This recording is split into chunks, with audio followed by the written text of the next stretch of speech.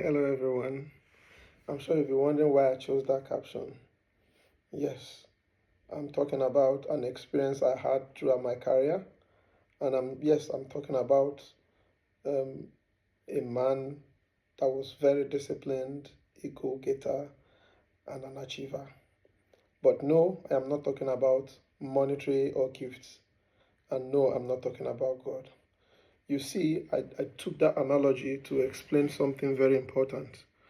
Back in the days when, as a lead or a head, you were going into a meeting with this particular individual and you don't come with a writing material, as your notepad and your pen, just know that that meeting is not going to happen, because in his assertion, as he made us understand, it means that you don't value that meeting, that the key takeaways, you are going to leave the room having forgotten it.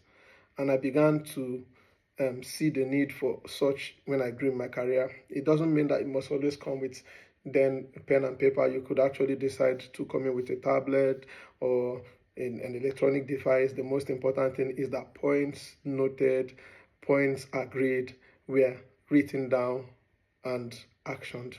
Now, in the same way we come before God all the days of our lives expecting to hear from him, we just come in casually, we go back casually, we don't have any writing materials. The promises that God will make to you today, there is no guarantee that you remember it in 1 week, no guarantee that you even remember it tomorrow. We just treat God like you would treat every other person that you see on the street.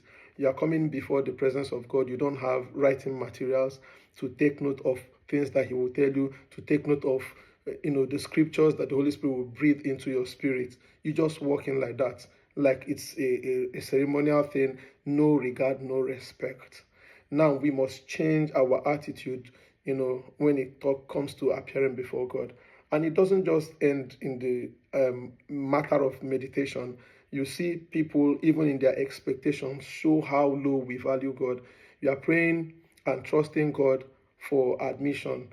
You don't even know the schools that are offering the course you want to go. You are praying to God to bless you. You don't even have a bank account. You are praying to God that it will rain. You are going out. You don't have an umbrella. What does this say? It shows the limitations that we put ahead of us in our relationship and our walk with God. And the reason why I'm doing this video is that you have to stop. You have to put an end to that. God is a spirit king, a kingly one at that, and there's no one that can take his place. He's sovereign, he reigns and rules over everything and over everyone.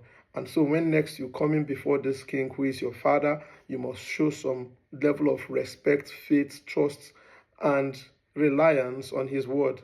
The purposes of God will always stand sure, but how prepared are you as an individual for those words as they come? Remember, you cannot afford to come before God empty-handed. Thank you, and do enjoy the rest of your day.